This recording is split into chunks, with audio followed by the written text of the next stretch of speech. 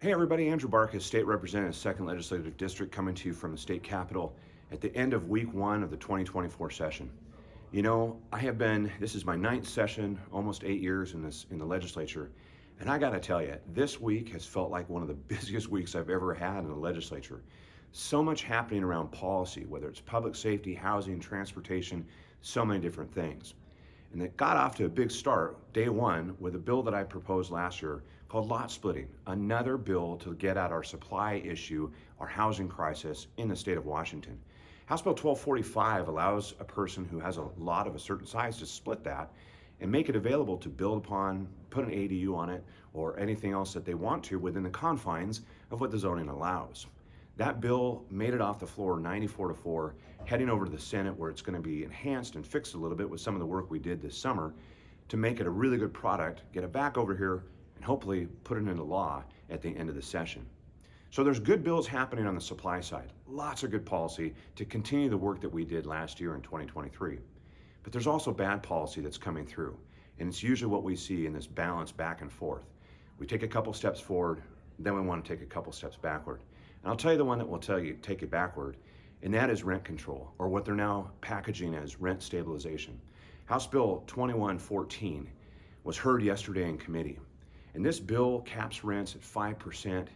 It takes away the ability for housing providers to enforce rent with only a $10 late fee, and a myriad of other tenant protections that are packed into this bill. Now, why is that important? Number one, we don't need any more.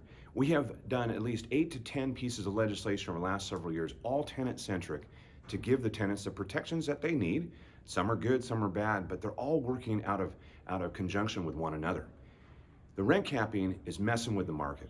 It's never worked. Rent control has not worked throughout the United States. The policy is, economists, everybody else has proven that it is a failed policy, and it will actually be a detriment to the increase of housing supply in the state of Washington if it were to be enacted. And we heard that yesterday in the testimony. Actually went really well in the hearing because we saw overwhelmingly con on this bill.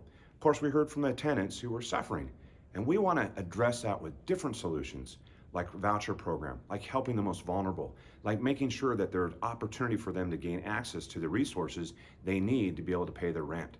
But the housing providers should not be penalized again and again and again for providing housing to the people of the state of Washington. We're going to keep an eye on that bill. We're going to fight it. I have a feeling it's going to make its way through the process. I don't know if it'll get all the way to the finish line, but we're not going to let it because it's not a good piece of policy for the people of Washington state. There are good pieces of policy. I just dropped a bill the other day that actually takes a look at the entirety of the landlord-tenant law. Bipartisan bill puts forth a task force. Let's stop doing this piecemeal. Let's look at the bigger issue, the broader issue for both tenants and housing providers in a balanced, bipartisan way. We'll see if that bill gets a hearing. I'm going to push for it, along with some other policies that we're working on within the space of making sure that tenants are helped and landlords are helped. We are going to continue to work at increasing the supply of housing. We have to. It's the only way to get costs down and get what we need for the people of Washington state. You know, over the last several years, we've seen the decline in our society, our cities, with the rise of crime, and the people have spoken and said, you know what, we are tired of this assault on our public safety. As a result of that, we've seen lawlessness going on throughout our communities, whether it's graffiti on the highways or what we saw happen last weekend in downtown Seattle when protesters illegally took over Interstate 5, blocking it for up to 6 hours, blocking medical emergency ambulances and people going about their normal day-to-day lives. This last week, I thought about it, talked to my colleagues, and worked with my staff to propose 2 pieces of legislation. One is HB 2358, and this is a law that enhances the penalties they have to do when people obstruct and block our state highways. You know, people have asked me, well, isn't it already against the law? And the answer is yes. But people aren't adhering because the law is weak and the law is not being enforced. What this bill does is increases the penalties. We need accountability. If you are working with an organizer and there's 3 or more of you and you purposely walk onto a state highway to do a protest, an illegal protest, you can now be facing, if this law passes, up to a Class C felony with some pretty heavy fines and jail time. Now, why is that important? because we have to have some deterrence to these actions. Maybe if people feel like there is consequences to their actions, they might not do it. Some people have asked me and said, isn't this an encroachment on their free speech and their First Amendment rights? Absolutely not. There are ways that you can peacefully protest throughout our communities, to gather, to get permits for parades. You just shouldn't do it on the freeway or on our state highways, because now you're putting the rest of the citizens of Washington State at risk. This is an important bill, and it's going to go through the process.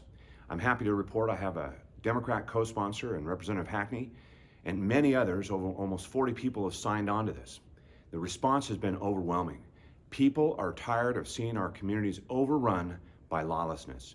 Speaking of that, the other bill that I think is really important is HB 1989, the anti-graffiti bill. I don't know if you've noticed, I'm sure you have, drive anywhere on I-5 up and down the corridor in Puget Sound. All of the beautiful infrastructure that has been built recently is covered in graffiti.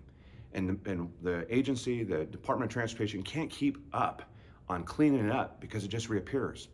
And you know why that is? Again, there is no accountability for this. There's no consequences for the action of these criminals who are breaking the law. What this bill does is it actually looks at a couple different approaches, different ways that we can use different products to help it so that paint will not adhere to the infrastructure. Use the camera system that is all over Interstate 5 to identify the perpetrators who are actually doing this.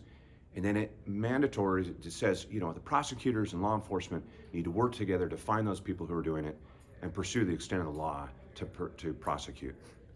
Public safety is a key thing that I'm going to be focusing on. I know our caucus is focusing on in this 2024 legislature. These are two critical bills. They need to get a hearing. As a matter of fact, the graffiti bill is going to be heard next week, which is good. The other one just dropped. Hopefully it will have a hearing coming up very soon, because we need to send a message to those that are doing these crimes. We're done with it. The penalty needs to be severe enough so that there are consequences, accountability, and maybe, just maybe, it will stop. Stay tuned, subscribe to my email, keep a watch out for these videos, reach out to my office anytime. Let me know what you think about some of these policies that are going on. You already have, because my assistant Caden is super busy answering emails, setting up appointments. He says I'm pretty booked up, but I'll make room for you if you get down to Olympia. Love to see you. Thanks for listening. Have a great weekend. We'll talk to you again soon.